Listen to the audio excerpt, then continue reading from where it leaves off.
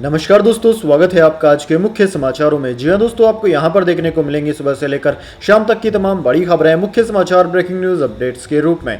तो चलिए दोस्तों, जान लेते हैं आज की पहली बड़ी खबर। नई संसद की छत से पानी लीक, नीचे बाल्टी रखी, विपक्ष बोला संसद के बाहर पेपर लीक और अंदर पानी लीक, लोकसभा सचिवालय बोला ठीक करा लिया। दरअसल दोस्तों, एक साल पहले बनकर तैयार हुई नई संसद भवन की छत से पानी लीक होने का एक वीडियो सामने आया है। इसमें दिखाई दे रहा है कि संसद के लॉबी में छत से पानी गिर रहा है और उसके नीचे एक बाल्टी रखी हुई है जिसमें पानी जमा भी हो रहा है। यह वीडियो कांग्रेस के मणिकम टैगोर ने शेयर कर सरकार पर निशाना साधा। उन्होंने कहा कि संसद के बाहर पेपर लीक और अंदर पानी लीक। इसे लेकर लोकसभा सचिवालय ने कहा है कि ग्रीन संसद की अवधारणा को ध्यान में रखते हुए संसद भवन के कई हिस्सों में कांच के गुंबद लगाए गए हैं ताकि नेचुरल लाइट आ सके। इनमें लॉबी भी शामिल है। बुधवार को भारी बारिश के बाद ग्लास डोम को सील करने के लिए लगाया गया ग्लू हट गया था, जिसके चलते पानी का रिसाव हुआ। हालांकि इसे अब ठीक कर लिया गया है।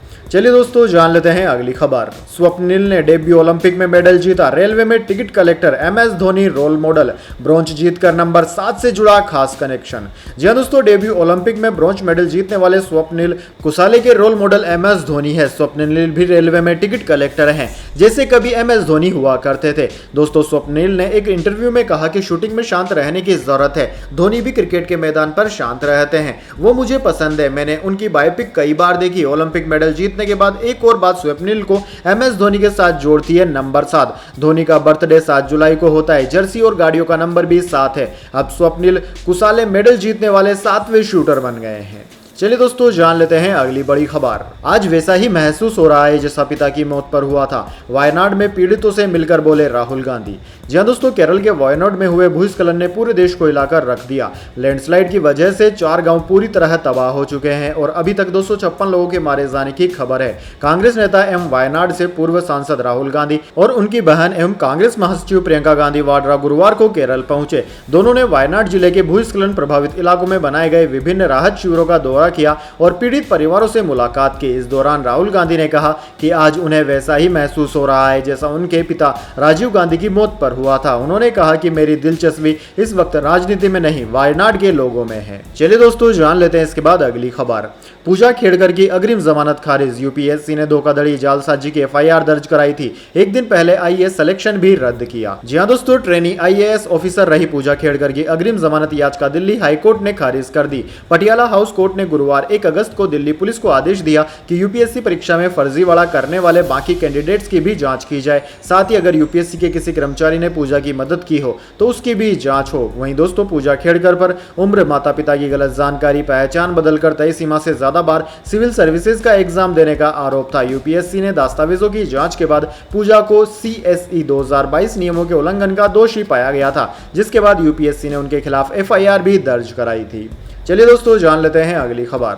लखनऊ में युवती से बदसलूकी, 2 IPS हटाए, चौकी हुई सस्पेंड। योगी बोले अपराधियों में एक पवन यादव, दूसरा मोहम्मद अरबाज। ये हैं सपा के सद्भावना वाले। जी हां दोस्तों, लखनऊ में सड़क पर भरे पानी को राहगीरों पर उछालने के मामले में सरकार ने 2 IPS, 1 ACP का ट्रांसफर कर दिया। इसके अलावा अंबेडकर पार्क के प्रभारी समेत पूरी चौकी को सस्पेंड कर दिया है। यह मामला दरअसल दोस्तों 1 अगस्त को विधानसभा में भी उठा। सीएम योगी आदित्यनाथ ने कहा कि मेरे पास पूरी लिस्ट आई है। पहला अपराधी पवन यादव, दूसरा मोहम्मद अरबाज है। सपा का नाम लिए बिना उन्होंने कहा कि ये आपके सद्भावना वाले लोग हैं। हम इनके लिए सद्भावना ट्रेन चलाएंगे क्या? इनके लिए बुलेट ट्रेन चलेगी। अब आप चिंता मत करो। चलिए जान लेते हैं अगली खबर। IAS कोचिंग के सामने से कार निकालने वाले शख्स को मिल गई जमानत। आरोप, SU की स्पीड से पानी का प्रेशर बढ़ा, दरवाजा टूटने से बेसमेंट में पानी भरा था। जी हां दोस्तों, दिल्ली के ओल्ड राजेंद्र नगर में 27 जुलाई को राव IAS कोचिंग इंस्टीट्यूट के सामने से SU लेकर निकलने वाले शख्स को दिल्ली की अदालत ने 50,000 रुपए के बेल बॉन्ड पर जमानत दे दी। मनोज कपूरथरिया को सोमवार को गिरफ्तार किया गया था। मनोज पर आरोप था कि उन्होंने राजेंद्र नगर में पानी भरी सड़क पर तेज रफ्तार में गाड़ी निकाली, जिसकी वजह से कोचिंग इंस्टीट्यूट के बेसमेंट का दरवाजा टूट गया और पानी बेसमेंट में भर गया, जिसमें डूबने से 3 छात्रों की जान चली गई थी। इस पर दिल्ली पुलिस ने अदालत को बताया कि उन्होंने छात्रों की मौत के मामले में SUV ड्राइवर के खिलाफ गैर इरादतन हत्या का कड़ा आरोप वापस लेने का फैसला किया है। चलिए दोस्तों, जान लेते हैं अगली खबर। रेल मंत्री बोले हम काम करते हैं, रील नहीं बनाते।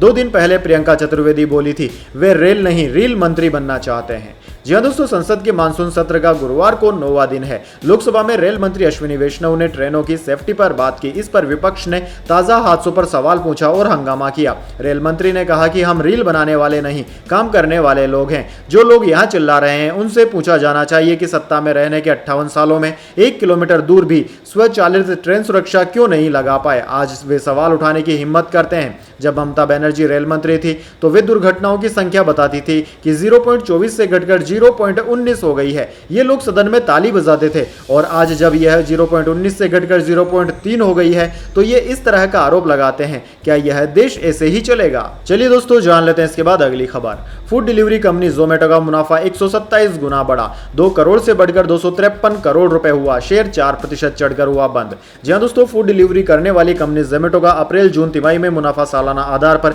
126.5 गुना बढ़कर 253 करोड़ रुपए हो गया है। एक साल पहले की समान तिमाही में कंपनी का कंसोलिडेटेड नेट प्रॉफिट 2 करोड़ रुपए था। जोमेटो ने गुरुवार 1 अगस्त को वित्त वर्ष 2024-25 की पहली तिमाही के नतीजे जारी किए। कंपनी की पहली तिमाही में आय 74% बढ़कर 4,206 करोड़ रुपए हो गई है। चलिए दोस्तों, जान लेते हैं अगली खबर। अब खून की जांच से कैंसर का चलेगा पता। एफडीए ने ब्लड बेस्ड टेस्ट को दे दी मंजूरी। स्क्रीनिंग प्रोसेस होगी आसान। जी हां दोस्तों, अब कोलन कैंसर का पता लगाना आसान हो जाएगा। अमेरिकी फूड एंड ड्रग एडमिनिस्ट्रेशन ने हाल ही में एक नए प्रकार के कैंसर टेस्ट को मंजूरी दी है। यह टेस्ट खून के जरिए कैंसर का पता लगाने में मदद करेगा और स्क्रीनिंग प्रक्रिया को आसान बनाएगा। यह टेस्ट कोलन कैंसर का पता लगाने में कारगर होगा। शील्ड नाम का यह ब्लड टेस्ट साल 2022 से अमेरिका में लेबोरेटरी डेवलप्ड टेस्ट के रूप में उपलब्ध है और इसकी कीमत $895 यानी कि करीब 75,000 रुपए है। अमेरिका के बाद यह टेस्ट अन्य देशों में भी उपलब्ध हो सकता है। चलिए दोस्तों, जान लेते हैं अगली खबर। श्री कृष्ण जन्मभूमि केस में मुस्लिम पक्ष की याचिका हुई खारिज। हाईकोर्ट हिंदू पक्ष की 18 याचिकाएं एक साथ सुनेगा। दावा ईदगाह गर्भगृह की जमीन पर है। जी हां दोस्तों, मथुरा में श्री कृष्ण जन्मभूमि शाही ईदगाह विवाद मामले में हाईकोर्ट ने मुस्लिम पक्ष की याचिका खारिज कर दी। इलाहाबाद हाईकोर्ट ने गुरुवार को यह फैसला सुनाया। हाईकोर्ट ने कहा कि हिंदू पक्ष की ओर से दायर 18 याचिकाएं एक साथ सुनी जाएंगी। वहीं दोस्तों, जस्टिस मयंक कुमार जैन की सिंगल बेंच ने यह फैसला सुनाया। हिंदू पक्ष की ओर से दायर याचिकाओं में दावा किया गया है कि शाही ईदगाह का 2.5 एकड़ का एरिया मस्जिद नहीं, वह श्री कृष्ण जन्मभूमि का गर्भगृह है। चलिए दोस्तों, जान लेते हैं अगली खबर। हमास मिलिट्री चीफ मोहम्मद दाइफ की इजरायली हमले में हुई मौत। एक दिन पहले ईरान में पॉलिटिकल चीफ की हत्या हुई थी। लीडरशिप में सिर्फ शिनवार बचा है। जी हां दोस्तों, हमास का मिलिट्री चीफ मोहम्मद राइफ हवाई हमले में मारा गया है। दाइफ की मौत की खबर काफी समय से चर्चाओं में थी, लेकिन इजरायली सेना ने गुरुवार 1 अगस्त को इसकी पुष्टि की। दावा किया गया है कि उसे गाजा के खान यूनिस में 13 जुलाई को एक हवाई हमले में मार दिया गया। रिपोर्ट्स के मुताबिक इजराइल पर हमले में जिन 3 नेताओं की भूमिका थी उनमें हमास का political leader Ismail Haniyeh, military chief Mohammed Deif और गाजा का चीफ यामा शिनवार शामिल है। पहले 2 की मौत के बाद अब हमास की टॉप लीडरशिप में केवल शिनवार ही बचा है।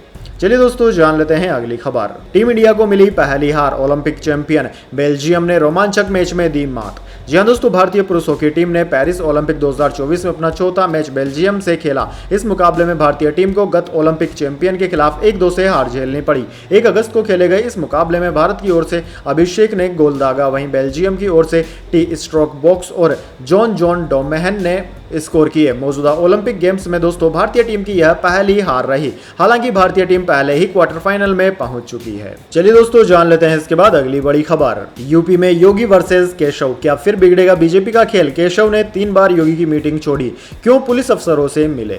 जी हां दोस्तों, लखनऊ में बीजेपी की कोर कमेटी की बैठक थी। राष्ट्रीय अध्यक्ष जेपी नड्डा यूपी में पार्टी के खराब प्रदर्शन की वजह पूछ रहे थे। बैठक में सबसे पहले सीएम योगी आदित्यनाथ ने कहा कि हमारा अति आत्मविश्वास यूपी में खराब प्रदर्शन की वजह बना। डिप्टी सीएम केशव प्रसाद मौर्य ने जो वजह बताई वो इसके उलट थी। उन्होंने कहा कि चाहे केंद्र हो या राज्य सरकार, कोई भी सरकार संगठन से बड़ी नहीं हो सकती। ऐसे में दोस्तों देखने को मिल रहा है कि यूपी में सब कुछ ठीक नहीं चल रहा है। सीएम और डिप्टी सीएम के बीच में खींचातान मची हुई है। इसका फायदा कांग्रेस और इंडिया गठबंधन उठा सकता है।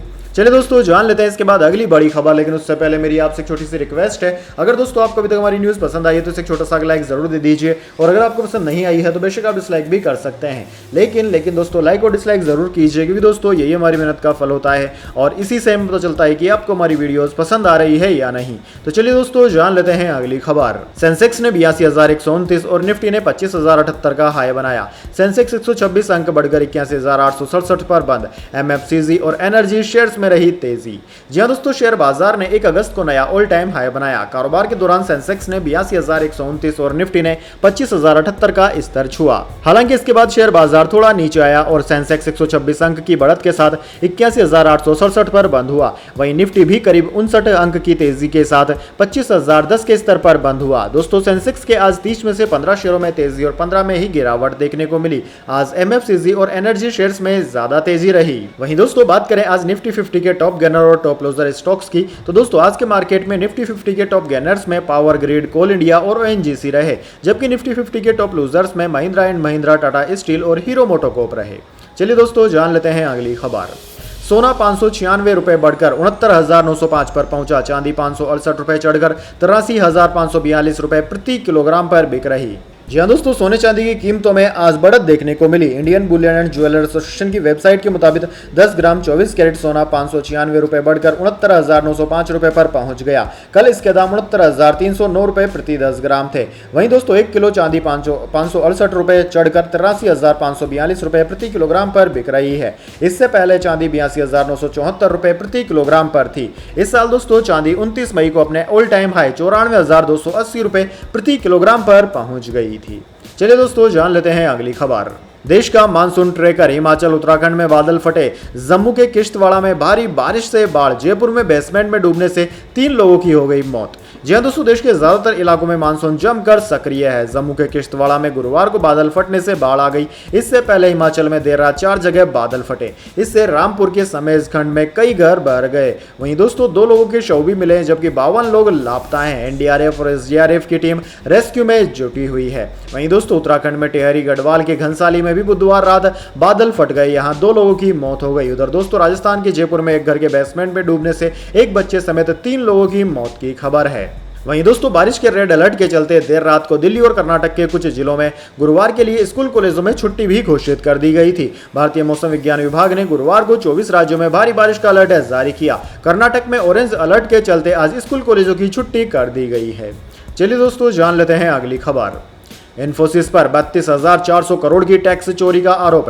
कंपनी ने दी सफाई, शेयर मार्केट में शेयर गिरा। जी हां दोस्तों, भारत की दूसरी सबसे बड़ी आईटी कंपनी इन्फोसिस को 32,403 करोड़ रुपए का जीएसटी डिमांड मिला है। राइटर्स की रिपोर्ट में दावा किया गया है कि यह डिमांड इन्फोसिस द्वारा 2017 से शुरू होने वाले 5 साल की अवधि में अपनी विदेशी ब्रांचेज से मिले सर्विसेज से रिलेटेड है। टैक्स डॉक्यूमेंट में बताया गया है कि इन्फोसिस ने अपनी विदेशी ब्रांचेज को खर्च के तौर पर रिवॉर्ड दिया है, जिस कारण कंपनी को रिवर्स चार्ज मैकेनिज्म के इन आईजीएसटी का पेमेंट करने के लिए उत्तरदायी माना जाएगा। रिपोर्ट के मुताबिक इन्फोसिस पर जीएसटी के तौर पर जुलाई 2017 से 2021-22 तक 32,403.46 करोड़ रुपए का बकाया है। आरसीएम सिस्टम के अनुसार आपूर्तिकर्ता के बजाय माल या सेवा के रिसीवर को टैक्स का भुगतान करना होगा। चलिए दोस्तों, जान लेते हैं अगली खबर। सुप्रीम कोर्ट ने पूछा, क्या सीएम हाउस में गुंडे होने चाहिए? विभव को स्वाति की हालत पता थी फिर भी मारा, क्या सत्ता दिमाग पर चढ़ गई है? जी हां दोस्तों, सुप्रीम कोर्ट ने स्वाति मालीवाल से मारपीट के मामले में सीएम अरविंद केजरीवाल के पीए विभव कुमार की जमानत पर सुनवाई की। इस दौरान जस्टिस सूर्यकांत, जस्टिस दीपांकर दत्ता और जस्टिस उज्जवल भुइया की बेंच ने पूछा कि क्या मुख्यमंत्री का आवास निजी बंगला है? हमें इस बात की हैरानी है कि क्या इस तरह के गुंडे को सीएम आवास में काम करना चाहिए? कोर्ट ने विभव के वकील अभिषेक मनु सिंघवी से तीखे सवाल किए। बेंच ने पूछा, विभव को पीड़ित की फिजिकली कंडीशन पता थी, लेकिन यह आदमी उसे पीटता रहता है। उसे क्या लगता है सत्ता उसके सिर पर चढ़ गई है? इसके बावजूद भी आप उसकी पैरवी कर रहे हैं। बेंच ने विभव की जमानत के खिलाफ दायर याचिका पर दिल्ली पुलिस को भी नोटिस जारी किया। साथ ही मामले की चार्जशीट पढ़ने के लिए समय लेते हुए सुनवाई 7 अगस्त तक के लिए टाल दी है। चलिए दोस्तों, जान लेते हैं अगली खबर। एससी रिजर्वेशन में कोटा मंजूर। सुप्रीम कोर्ट ने अपना 19 साल पुराना फैसला पलटा। कहा, राज्य आरक्षण में सब कैटेगरी बना सकते हैं। जी दोस्तों, राज्य सरकारें अब अनुसूचित जाति या एससी के रिजर्वेशन में कोटा दे सकेंगी। सुप्रीम कोर्ट ने गुरुवार को इस बारे में बड़ा फैसला सुनाया। अदालत ने 20 साल पुराना अपना ही फैसला पलटा है। तब कोर्ट ने कहा था कि अनुसूचित जातियां खुद में एक समूह है, इनमें शामिल जातियों के आधार पर कोई बंटवारा नहीं किया जा सकता। कोर्ट ने अपने नए फैसले में राज्य के लिए जरूरी हिदायत भी दी है। कहा है कि राज्य सरकारें मनमर्जी से फैसला नहीं कर सकती। इसके लिए 2 शर्तें होंगी। पहली, अनुसूचित जाति के भीतर किसी एक जाति को 100% कोटा नहीं दे सकती। दूसरी, अनुसूचित जाति में शामिल किसी जाति का कोटा तय करने से पहले उसकी हिस्सेदारी का पुख्ता डेटा होना चाहिए। चलिए दोस्तों, जान लेते हैं अगली खबर। वेनेजुएला के राष्ट्रपति से फाइट करेंगे एलन मस्क। मादुरो ने दे दी चुनौती। टेस्ला सीईओ ने स्वीकार कर कहा, हारा तो उन्हें मंगल की सैर कराऊंगा। जी हाँ दोस्तों, वेनेजुएला के राष्ट्रपति निकोलस मादुरो ने टेस्ला सीईओ को नेशनल टेलीविजन पर आकर सामने से लड़ने की चुनौती दी थी, जिसे मस्क ने स्वीकार कर लिया है। मस्क ने कहा है कि अगर मादुरो ये लड़ाई हार गए तो उन्हें रिजाइन करना होगा और अगर वे जीत गए तो मैं उन्हें मंगल ग्रह की फ्री शेयर करवाऊंगा। मस्क कई दिनों से सोशल मीडिया पर वेनेजुएला में चुनावी धांधली का आरोप लगाकर निकोलस मादुरो की आलोचना कर रहे हैं। चलिए दोस्तों, जान लेते हैं अगली खबर। अतीक अहमद और अशरफ हत्याकांड में न्यायिक आयोग ने पुलिस को दे दी क्लीन चिट, मर्डर का मकसद भी बताया। जी हां दोस्तों, माफिया अतीक अहमद और अशरफ हत्याकांड मामले में यूपी पुलिस को क्लीन चिट मिल गई है। गुरुवार को विधानसभा में पेश गई न्यायिक जांच आयोग की रिपोर्ट में पुलिस को बेदाग बताया गया है। साथ ही कहा गया है कि अतीक अहमद और अशरफ की हत्या पूर्व नियोजित नहीं थी। पुलिस के लिए इस घटना को टालना संभव नहीं था। पुलिस की तरफ से कोई लापरवाही नहीं बरती गई। उधर दोस्तों, उत्तर प्रदेश के माफिया व पूर्व सांसद अतीक अहमद और उनके भाई अशरफ की हत्या की जांच रिपोर्ट के अनुसार राज्य और पुलिस तंत्र की कोई मिलीभगत नहीं थी। इलाहाबाद हाईकोर्ट के पूर्व चीफ जस्टिस दिलीप बाबा साहेब भोसले की अध्यक्षता में गठित 5 सदस्यीय आयोग ने निष्कर्ष निकाला कि यह हत्या पूर्व नियोजित साजिश थी, जिसे टाला नहीं जा सकता था। आयोग की जांच में पुलिस या राजतंत्र की संलिप्तता का कोई सबूत नहीं मिला है। चलिए दोस्तों, जान लेते हैं इसके बाद अगली बड़ी खबर। ट्रांसजेंडर ईमान खलीफा ने 46 सेकंड में महिला बॉक्सर एंजेला कारिनी को ओलंपिक में हराया, एलन मस्क हैरान। जी हां दोस्तों, पेरिस ओलंपिक 2024 में एक मामला सबसे ज्यादा गहराता जा रहा है। यह सोशल मीडिया पर भी जमकर ट्रेंड में छाया हुआ है। यह मामला अल्जीरिया के मुक्केबाज ईमान खलीफा का है। वो एक ट्रांसजेंडर है जो 2023 वर्ल्ड चैंपियनशिप में जेंडर एलिजिबिलिटी मापदंडों को पूरा नहीं कर सके थे और बाहर हो गए थे, मगर इस बार पेरिस ओलंपिक में जेंडर इक्वलिटी का मामला है तो उन्हें एंट्री मिल गई। अब यही खलीफा पेरिस ओलंपिक के महिला बॉक्सिंग इवेंट में उतरी है। गुरुवार को उनका मुकाबला इटली की बॉक्सर एंजेला कारिनी से हुआ था। यह मैच खलीफा ने सिर्फ 46 सेकंड में जीत लिया। इसका कारण है कि एंजेला ने नाक में चोट के कारण बीच में ही मैच छोड़ दिया था। हालांकि उन्होंने बाद में कहा कि वो यह मैच हारी नहीं बल्कि खुद को जीता हुआ मानती है। इस मुकाबले के बाद सोशल मीडिया पर #I stand with Angela Carini trend कर रहा है। इसी को सपोर्ट करते हुए सोशल मीडिया प्लेटफॉर्म एक्स के मालिक एलन मस्क ने भी पोस्ट शेयर की। सभी ने एंजेला कारिनी को सपोर्ट किया है। तो दोस्तों, यह थी आज की तमाम बड़ी खबरें। इसके बाद दोस्तों बारी आती है आज के माइंड क्विज क्वेश्चन की। जी हां दोस्तों, एक आसान से सवाल का जवाब देकर आप जीत सकते हैं एक सरप्राइज गिफ्ट हमारे यूट्यूब चैनल की ओर से। तो दोस्तों, आज का सवाल आपकी स्क्रीन पर आ चुका है। 2028 के ओलंपिक में क्रिकेट के कौन से फॉर्मेट को शामिल किया गया है, ODI या फिर T20? जी हां दोस्तों, अगर आप जानते हैं इस सवाल का जवाब तो जल्दी से कमेंट बॉक्स में लिख दीजिए। अगर दोस्तों आपका जवाब होता है एकदम सही और आप चुन जाते हैं लकी विजेता के रूप में, तो आपको मिल सकता है एक सरप्राइज गिफ्ट हमारे यूट्यूब चैनल की ओर से। तो दोस्तों, जल्दी से अपना उत्तर कमेंट बॉक्स में लिख दीजिए, वीडियो को लाइक कर लीजिए और चैनल को सब्सक्राइब करके बेल आइकन भी दबा लीजिए। धन्यवाद। वंदे मातरम। जय हिंद, जय भारत।